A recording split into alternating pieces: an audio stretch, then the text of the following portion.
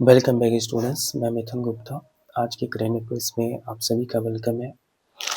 तो गाइज, जितने भी अपडेट्स हैं जो परीक्षा की दृष्टि से महत्वपूर्ण है उन सारे अपडेट्स को देखेंगे।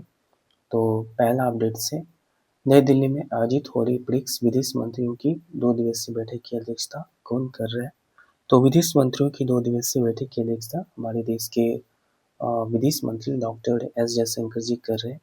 और इसके पीछे जो उद्देश्य है वो अ, वैश्विक शांति, सुरक्षा, आतंकवाद के खिलाफ सहयोग और सुशासन के लिए तकनीकी प्रगति पर विशेष ध्यान दिया जा रहा है। और इनकी जो थीम है building for resilience, innovation, cooperation और सस्टेनेबिलिटी है। अब इसे ध्यान रखिएगा, ये परीक्षा की दृष्टि से महत्वपूर्ण है। तो दूसरा देखते हैं, आईपीएल इतिहास में सबसे ज़्यादा 9 शतक लगाने और टी20 क्रिकेट में 14,000 रन पूरे करने वाले पहले भारतीय बाज कौन बन गए? तो टी20 इतिहास में 9 शतक, सबसे ज़्यादा 9 शतक और 14,000 रन पूरे करने वाले तो पहले भारतीय बल्लेबाज वो विराट कोहली बन चुके हैं। और इन्होंने 90 पारी के दौरान 14,000 टी20 रन पूरा किया है। और ऐसा करने वाला पहले भारतीय और साथ ही दुनिया के सबसे तेज खिलाड़ी बन गए जिन्होंने क्रिस गेल का रिकॉर्ड तोड़ा है। तो ये भी इम्पोर्टेंट है, तो आप इसे भी ध्यान रखना होगा। तीसरा देखते हैं, प्रधानमंत्री नरेंद्र मोदी 15 मई से शुरू हो रही अपनी 5 देशों की यात्रा के पहले पड़ाव के रूप में किस देश के अबू धाबी शहर का दौरा करेंगे? तो प्रधानमंत्री नरेंद्र मोदी 15 मई से अपनी आधिकारिक यात्रा पर होंगे और सबसे पहले उन्होंने 5 देशों की यात्रा में जो पहला यात्रा होगा उनका संयुक्त अरब अमीरात के अबू धाबी शहर का दौरा करेंगे। और इनका जो मुख्य उद्देश्य होगा वो ऊर्जा संकट की सुरक्षा पर इनका विशेष ध्यान देना होगा। ये इनका मुख्य उद्देश्य है। और 5 देशों की यात्रा में सबसे पहले यूएई, उनके बाद नीदरलैंड और स्वीडन, नॉर्वे और इटली का दौरा करेंगे। तो नेक्स्ट देखते हैं, उत्तराखंड और गुजरात के बाद 26 मई को अपनी विधानसभा में समान नागरिक संहिता यूसीसी विधेयक पेश करने की घोषणा करने वाला भारत का तीसरा राज्य कौन बन गया है? तो गुजरात और उत्तराखंड के बाद और यूसीसी को पेश करने जो तीसरा राज्य है वो असम बन गया है। और इनका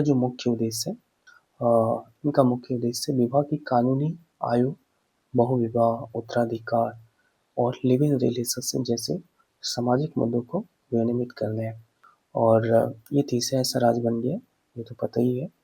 और इन्होंने कुछ अपवाद भी रखे, जिनमें से आदिवासी क्षेत्र और दूर दराज जो पहाड़ी इलाकों पर रह रहे वे सारे लोग और धार्मिक प्रथाएं को भी इस कानून से बाहर रखा गया है। तो ये इम्पोर्टेंट है। तो नेक्स्ट देखते हैं, हाल ही में सुधांशु सिंह का 81 वर्ष की आयु में निधन हो गया। वह किस राष्ट्रीय दल के वरिष्ठ नेता और लोकसभा सांसद थे? तो क्या हो जाएगा इसका आंसर? तो इसका आंसर हो जाएगा मार्क्सवादी कम्युनिस्ट पार्टी यानी CPI-M के ये वरिष्ठ नेता और साथ ही पूर्व लोकसभा सांसद भी थे। तो दिग्गज कम्युनिस्ट नेता और पूर्व लोकसभा सांसद सुधांशु सिंह का 81 वर्ष की आयु में कोलकाता के एक निजी अस्पताल में इनका निधन हो गया। नेक्स्ट देखते हैं, हाल ही में कांग्रेस पार्टी और यूडीएफ गठबंधन द्वारा किसे केरल का मुख्यमंत्री घोषित किया गया? तो इसका आंसर हो जाएगा वी.डी. सतीशन को कांग्रेस और यूडीएफ गठबंधन द्वारा केरल का नया मुख्यमंत्री घोषित किया गया है। और 10 दिनों तक चले लंबे राजनीतिक ड्रामे और बातचीत के दौरान ये तय किया गया कि वी.डी. सतीशन को केरल का नया मुख्यमंत्री होंगे। तो नेक्स्ट देखते हैं, पुरुष सीनियर राष्ट्रीय क्रिकेट टीम इंग्लैंड के साथ काम करने वाली इतिहास की पहली महिला कोच कौन बन गई है, जिन्हें न्यूजीलैंड सीरीज के लिए फील्डिंग कोच नियुक्त किया गया है?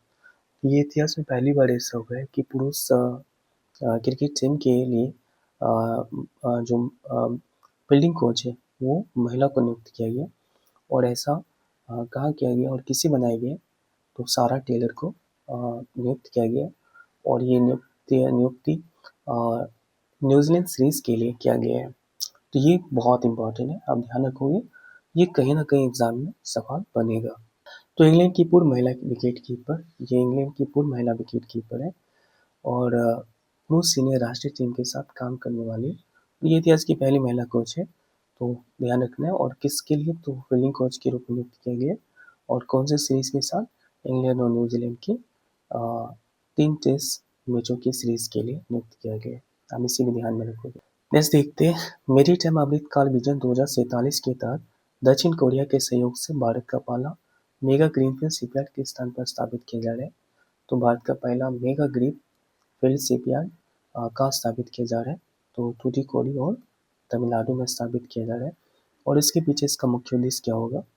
तो इसका मुख्य उद्देश्य होगा मैरीटाइम अमृतकाल, और इनका जो विजन है 2047 से उनके अनुरूप किया जाएगा। और 2047 तक भारत को दुनिया के शीर्ष 5 जहाज निर्माण देशों में शामिल करना है, ये इनका मुख्य उद्देश्य है।